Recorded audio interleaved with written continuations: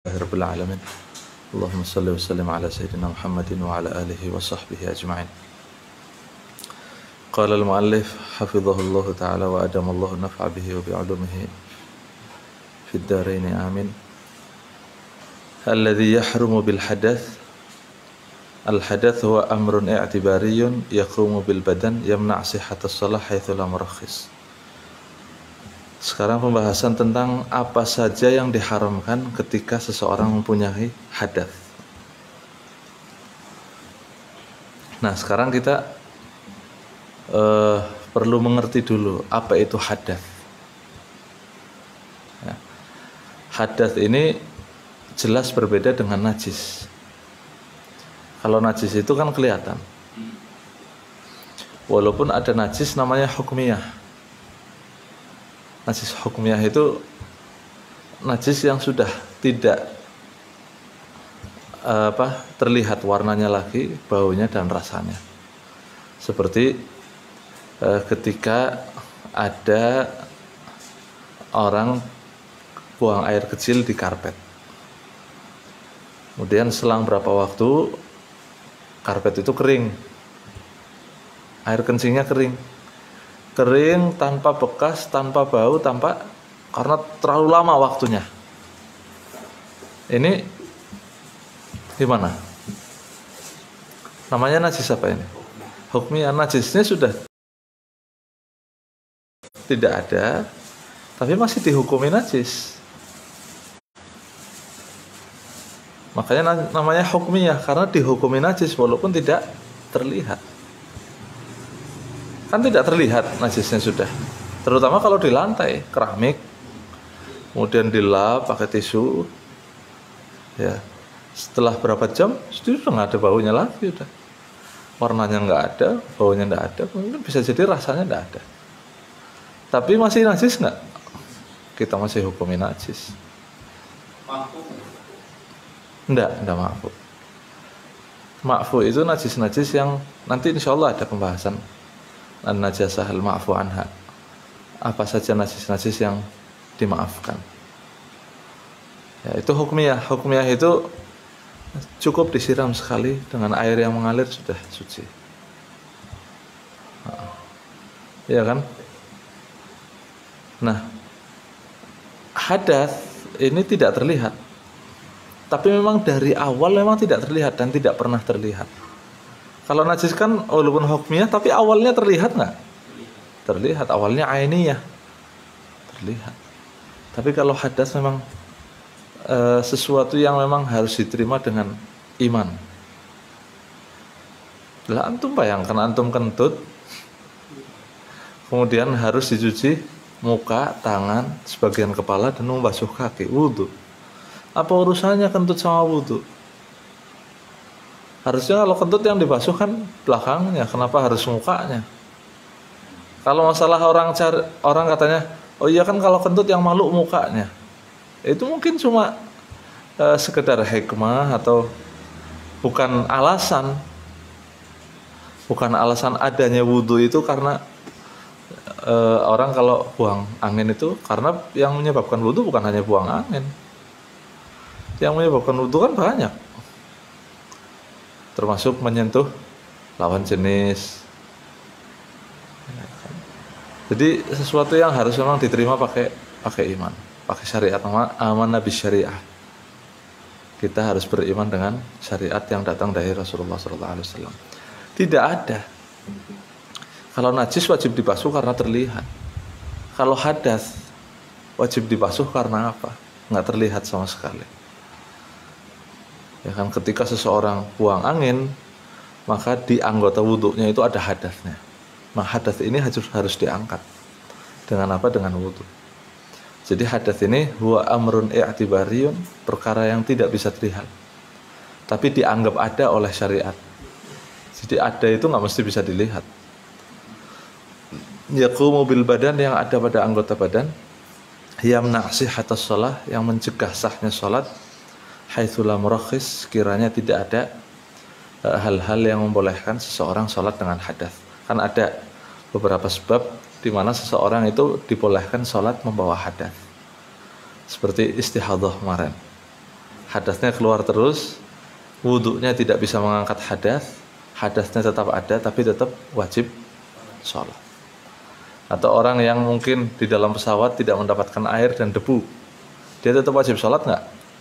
Tetap wajib sholat tanpa wudu, tanpa tayamum, dengan adanya hadas. Jadi ada kalanya orang itu dengan adanya hadas dia wajib sholat. Ini namanya murakhis, sesuatu yang membolehkan seseorang sholat membawa hadas. Sama dengan halnya seseorang yang terpenjara di satu tempat dalam keadaan telanjang. Ya kan ada penjara-penjara yang sadis itu kan ada. Ya mungkin telanjang bulat bisa jadi. Kemudian di dalam penjara itu nggak ada pakaian, minjem temennya aja nggak ada akses. Apa dia tetap wajib sholat? Dia tetap wajib sholat. Ya, tetap wajib sholat. Wudu kalau ada air, wudu seperti itu. Kalau sholatnya buka aurat, tak apa-apa. Jadi ada hal-hal yang membolehkan di mana orang harus sholat dengan membuka aurat. Bukan kalau nggak ada pakaian sama sekali berarti nggak usah sholat sudah. Nggak. Kewajiban sholat itu nggak akan pernah jatuh, kecuali untuk orang gila, orang mati, atau anak kecil. Tiga golongan ini boleh nggak sholat. Tapi kalau akal itu masih sehat, masih bisa untuk mikir walaupun koma, yang tahu ini diri sendiri, dia koma mungkin bisa mendengar orang lain, itu dia punya kewajiban sholat walaupun tanpa wudu, tanpa dengan adanya hadas itu. Jadi perkaranya tidak terlihat tapi wajib diangkat. Ini kan aneh kan, aneh. Kalau bukan orang yang beriman yang nggak mau, makanya nggak ada orang kafir wudu ya, nggak ada. Wahwa ithnani, hadas ini ada dua. Dilihat dari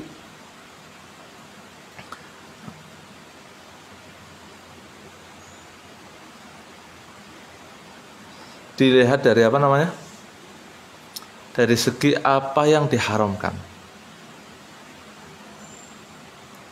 Dilihat dari segi apa yang diwajibkan sebab hadas. Kalau ada hadas, kita wajib apa? Kalau hadasnya kecil, kita wajib. Kalau hadasnya besar, kita wajib mandi. Berarti hadas ada berapa? Dua. Dilihat dari sebab dari segi kewajiban. Apa yang diwajibkan setelah seseorang mempunyai hadas? Wudu atau mandi? Kalau hadasnya kecil berarti wudu, kalau hadasnya besar berarti mandi. Berarti hadas ada dua, dilihat dari segi itu. Tapi kalau dilihat dari segi lain, hadas itu ada tiga. Dilihat dari segi apa yang diharamkan. Gara-gara hadas ini apa yang diharamkan? Ini ada tiga. Ada hadas kecil, ada hadas sedang, ada hadas besar. Jadi hadas sedang itu ada. Malah sebagian ulama membagi empat. Ada hadas kecil, ada hadas asghar paling kecil, ada hadas kecil, ada hadas besar, ada hadas paling besar. Empat.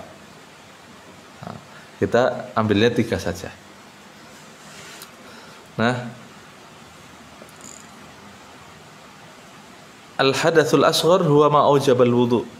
Hadas asghar itu hadas yang mewajibkan wudu. Hadas akbar yaitu hadas yang mewajibkan mandi. Nah, sekarang dari segi tadi pembagian yang tiga itu, ada kecil, ada sedang, ada besar. Yang pertama, yang diharamkan sebab hadas kecil. Yang pertama as-shalah. Diharamkan sholat. Orang tidak punya wudu, ya, berarti punya hadas kecil. Ini diharamkan apa? Sholat. Fardhon wa naflan. Baik itu sholat fardu atau sholat sunnah, tetap haram semuanya. Wa kadzalika nahwu shalah, atau bukan sholat tapi seperti sholat hukumnya. Apa? Sujud sahwi. Sujud tilawah. Antum baca Quran wajib punya wudu nggak? Baca Quran, menyentuh Al-Quran wajib punya wudu, memegang Al-Quran wajib punya wudu. Tapi baca Quran, ada orang hafal Quran ya, terus baca, atau ana baca ratib, terus terakhirnya Fatihah, baca apa? Fatihah kan? Wajib punya wudhu nggak? Nggak wajib. Sunnah punya wudhu, nggak wajib. Kebetulan dia baca ayat sajdah, ayat di mana ada sujud tilawahnya.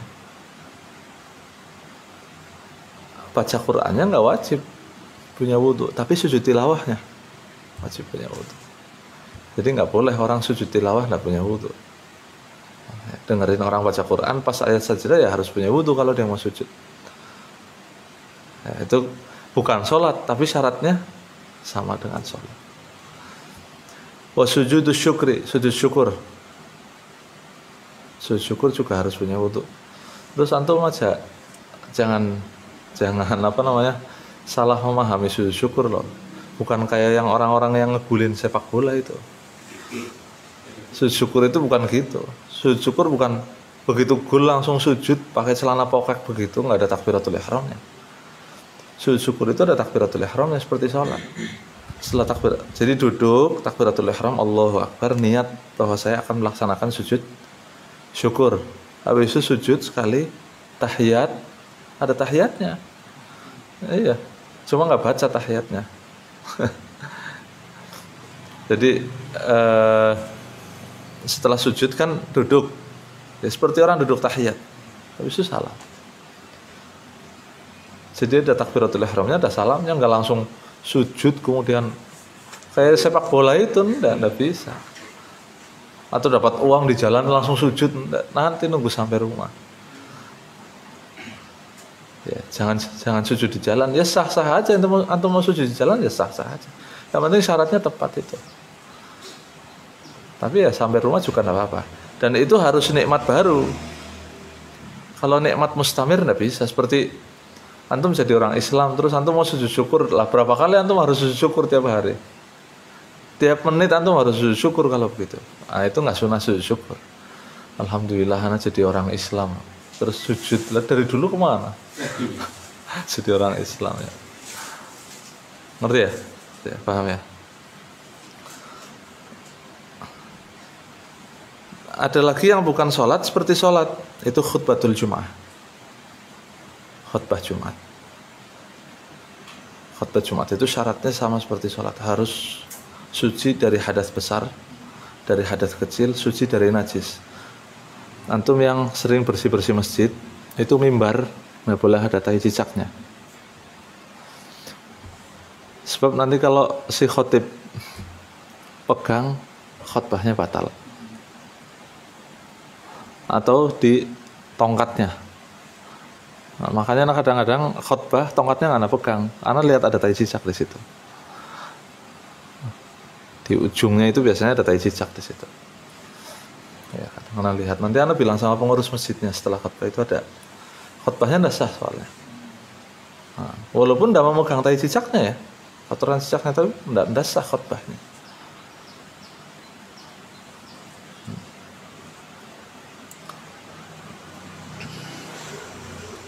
Khutbatul Jum'ah itu syarat seperti sholat. Jadi di sini wajib punya wudhu. Wa sholatul janazah, sholat jenazah. Sholat jenazah harus punya wudhu. Yang kedua yang diharamkan apa? At-tawaf. Tawaf. Fardhon wa naflan, baik itu tawaf fardu atau tawaf sunnah.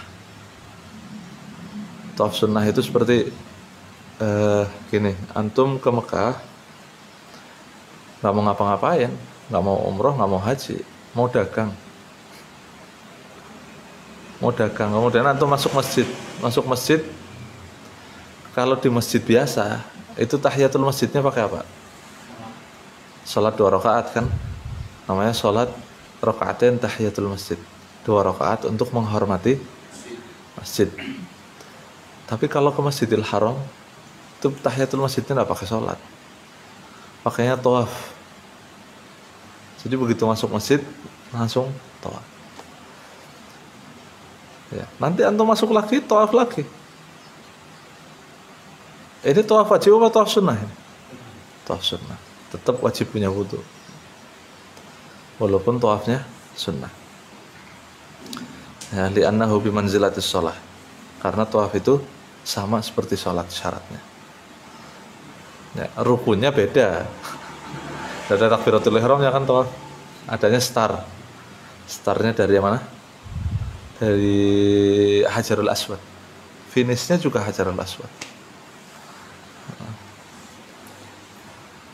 Kemudian yang ketiga yang diharamkan ketika orang tidak punya wudu, masul mushaf, menyentuh mushaf.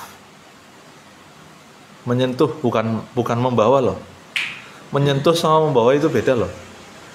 Kalau menyentuh itu gini, menyentuh. Kalau bawa itu gini, ini bawa. Kalau bawa itu bisa jadi ada hajat. Contoh, antum mau bersih-bersih rumah, ya kan? Kemudian di dalam bantal ada, di atas bantal ada mushaf. Ya, antum mau pindah bantalnya, mau pindah mushafnya? Mushafnya, apa bantalnya? Kalau antum mau pindah mushafnya, berarti antum harus punya wudu. Itu namanya membawa mushaf. Tapi kalau antum mau pindah bantalnya, di atasnya ada mushafnya, berarti antum memang bukan mau pindah mushaf. Ada mushaf atau tidak ada mushaf, antum memang mau pindah bantal. Jadi walaupun antum tidak punya wudu, tidak masalah. Kenapa? Antum mau bawa bantal, mau pindah bantal. Di atasnya ada mushaf, nggak apa-apa. Seperti kalau antum pasar, nggak taunya masuk ke toko kitab. Masuk ke toko kitab ada mushaf baru. Wah, bagus ini mushaf, beli. Setelah beli dimasukkan ke tempat barang kan? Bareng sama barang itu. Apa antum harus punya wudu? Nggak harus punya wudu. Karena antum memang murni mau bawa barang. Ada mushaf atau tidak ada mushaf antum? Beda kalau antum dari sini sudah sanggup tas, memang mau beli mushaf ke toko itu. Berarti antum memang niat bawa mushaf, bukan niat bawa barang. Memang antum yang mau dibeli apa? Mushaf. Jadi harus punya wudu, dari sini sudah harus wudu karena antum mau beli mushaf. Dan bawanya itu memang niat bawa mushaf. Ngerti ya? Beda loh ya. Makanya jangan di rumah itu kalau mau bersih-bersih ada mushaf, bukan terus antum ambil tisu terus diginikan nih. Ini nggak bisa dimanipulasi hukum loh ini. Kemudian yang penting nggak nyentuh Al-Quran. Lo nggak nyentuh Al-Quran, bawa Quran. Yang diharamkan itu bukan hanya menyentuh, tapi membawa juga. Membawa juga nggak mesti menyentuh. Beda ya, menyentuh dengan membawa. Nah sekarang apa yang dimaksud mushaf di sini? Apa harus sempurna mushaf 30 juz? Tidak. Al-murad bil mushaf, apa yang dimaksud dengan mushaf? Ma kutiba fihi Quran. Yaitu yang tertulis di situ ayat Al-Quran. Walau ba'du ayah, walaupun sebagian ayat. Bi qasdid dirasah. Ya. Ana nulis, kalau ana cuma nulis bismillah di atas. Ya.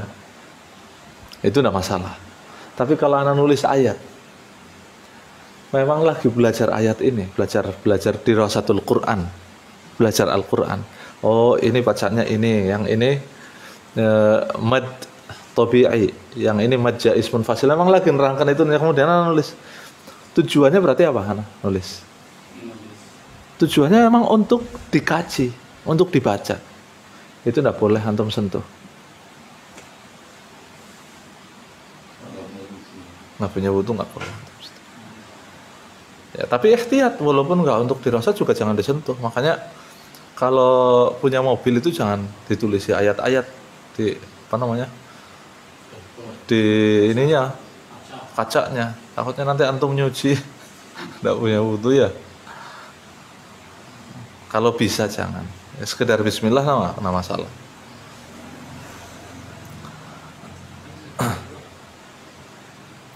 Sholawat, kalau di mobil itu sholawat bagus. Hah? Oh iya, aplikasi Quran itu termasuk Quran. Harus punya wudu. Hah? Kalau posisinya nutup enggak? Enggak. Karena itu layar sih.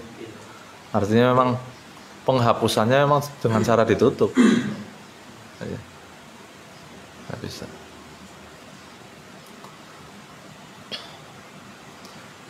Hamlul mushaf, Ya, membawa mushaf la yajuz hamluhu lil baligh illa idza kana ma'al mata'.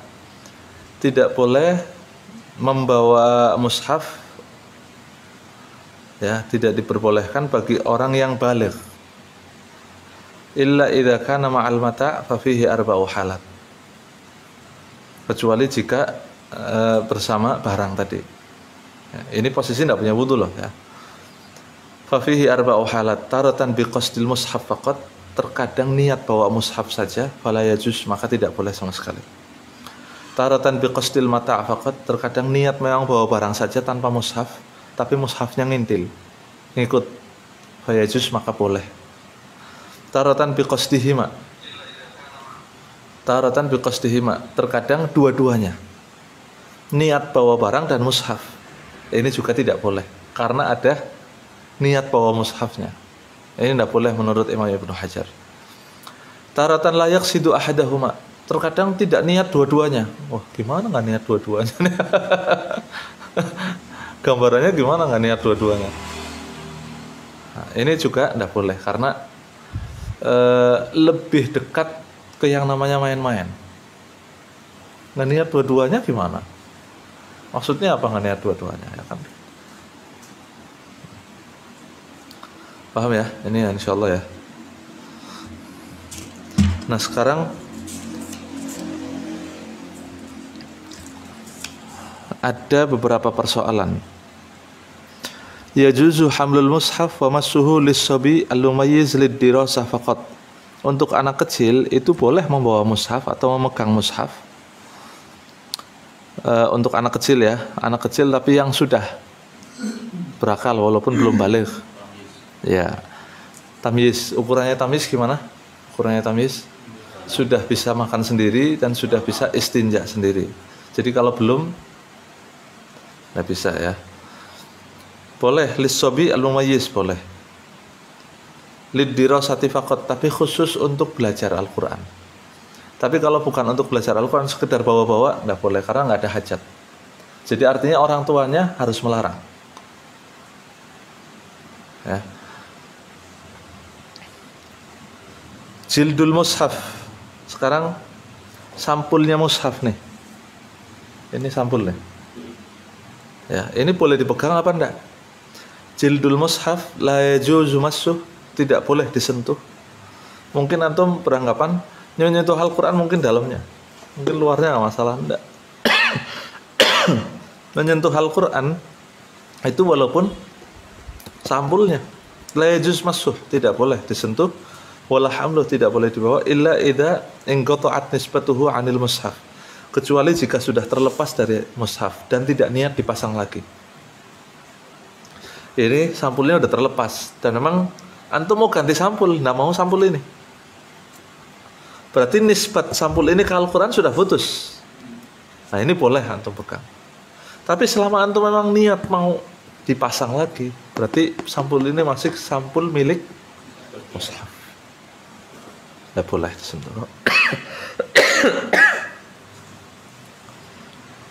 Atau bukti bahwa sampul itu sudah tidak dipergunakan di mushaf lagi apa? Sudah dipergunakan di kitab lain mungkin atau buku, ya, atau sudah diletakkan di mana gitu, sudah nggak mau dipakai lagi. Nah sekarang kalau buku-buku seperti wirid, ya kan, antum tahu kan ada buku-buku wirid seperti buku-buku Ratib, Dalil Muslim itu yang punya Habib Hasan Baharun atau punya Habib Ahmad Segaf itu apa? Kitab-kitab wirid lah, biasanya di pondok-pondok itu pasti ada kitab-kitab wirid. Ini bagaimana? Boleh dipegang apa enggak? Lau jullidal mushaf ma'a ghairi, jika mushaf dicampur dengan yang lain, dijilid dengan zikir-zikir lain. Fa yahrumu massuh ma'a min jami'i jihatihi 'inda Ibnu Hajar, maka haram memegangnya dari semua arahnya menurut Al-Imam Ibnu Hajar. Ya, jadi antum pegang kitab-kitab wirid harus punya apa? Harus punya wudu.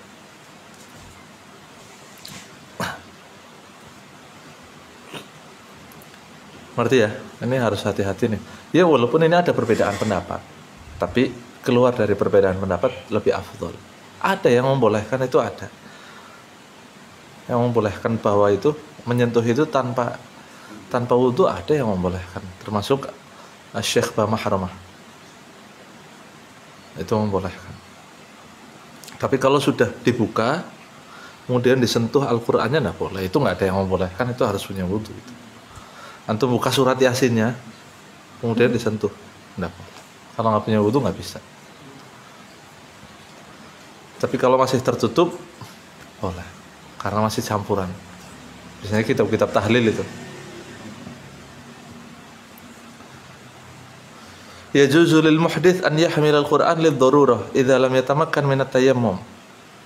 Ka'an khafa 'alaihi min al-ihtiraq wal ihanah bal yajibu 'alaihi dzalik.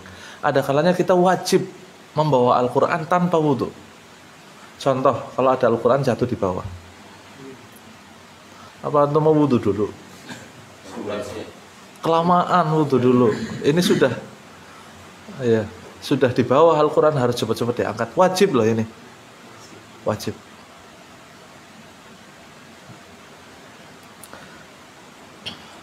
Nggak boleh ditunda itu. Kitab terjemahan Al-Qur'an. Al-Qur'an kan ada Al-Qur'an terjemah tuh. Baik itu lengkap atau juz amma. Itu ada yang model gini nih. Tahu kan? Ada yang seperti surat-surat Yasin di tahlil tuh. Qur'annya dulu terus bawahnya terjemah. Nanti Qur'an lagi terjemah lagi gitu kan? Lihat nggak antum? Ada lagi yang model gini. Ini terjemahan semua. Tengahnya Al-Qur'an lengkap. Ini yang nggak boleh disentuh. Pinggirnya terjemahan semua, terus tengahnya Al-Qur'an lengkap. Ini nggak boleh dipegang karena itu hukumnya mushaf. Tapi kalau Al-Qur'an terjemah, kalau huruf terjemahnya lebih banyak daripada huruf Qur'annya, boleh. Itu sama dengan tafsir itu. Tafsir kalau cetakan tafsirnya itu tafsirnya di samping, kemudian tengahnya Al-Qur'an lengkap, nggak boleh dipegang. Tapi kalau seperti tafsir Jalalain cetakan lama, cetakan Mesir, itu tafsir Al-Qur'an tafsir. Jadi bismillah tafsir. Fatihah, alhamdulillah ayat pertama tafsir, ayat kedua tafsir. Ini boleh dipegang. Karena sudah tercampur dengan huruf-huruf lain selain huruf Al-Qur'an. Idza kana Qur'an wa tafsir fi kitabin wahid. Kalau Al-Qur'an dan tafsir di satu kitab kan. Fa yajuzu massuh wa hamluh, maka boleh membawa dan memegangnya. In kanat huruf tafsir aktsar. Jika huruf tafsirnya lebih banyak, sama tadi dengan terjemah. Jika huruf terjemahnya lebih banyak. Wa amma idza kanat tusawih, adapun kalau sama hurufnya, au aqall atau lebih atau kurang dari Al-Qur'an, fa yahrumul mas wal hamal, maka tetap haram karena masih kuat Al-Qur'annya. Paham ya? Yajuzu lil muhdits qalbu waraqil mushaf bi'udin la biyadihi fa yahrumu walau laffa 'alaiha khirqatan. Kalau ada orang tidak punya wudu, dia baca Quran. Al-Qur'annya di depan dibuka pakai meja. Setelah dibuka dibaca tuh Al-Qur'an. Boleh enggak punya wudu? Boleh. Disunahkan punya wudu. Tapi enggak punya wudu boleh. Yang penting tidak nyentuh. Nah sekarang kalau mau ngelembar, kalau mau balik, pakainya kayu dibalikin. Boleh apa enggak tuh balikin ini? Yajuzu lil muhdits qalbu waraqil mushaf bi'udin. Dibolehkan bagi orang yang punya hadas itu membalik Al-Qur'an dengan kayu atau itu. Kenapa? Karena membalik Al-Qur'an itu hajat. Antum mau baca halaman berikutnya hajat enggak? Hajat. Beda kalau menyentuh. Kalau menyentuh itu enggak ada hajat antum. Karena bisa dengan selain menyentuh bisa. Kenapa harus menyentuh? Enggak punya, ya kan? La biyadih, tidak boleh dengan tangannya. Kenapa? Karena enggak ada hajat. Antum bisa hajat itu dengan Kenapa harus dengan tangannya? Kalau nggak punya wudhu ya jangan nyentuh. Nah. Sekali lagi ini fikih loh ya, adabnya tetap kita wudhu. Jangan boleh nggak apa-apa pakai ini, enggak. Artinya di saat-saat tertentu kita mungkin susah wudhu, ya kan, nggak masalah. Tapi tetap adab harus pakai. Aslafun as-solihun itu jangankan baca Quran, ya, yang 40 tahun nggak pernah batal wudhu itu ada. Artinya batal wudhu, nggak pernah dia. Ada. Sebagian salaf itu ada, makanya cepat diangkat jadi wali oleh Allah. Karena punya apa? Punya tohar. Nah, iya, cepat, artinya darajahnya cepat naik. Karena tohar, dia menjaga wudhu.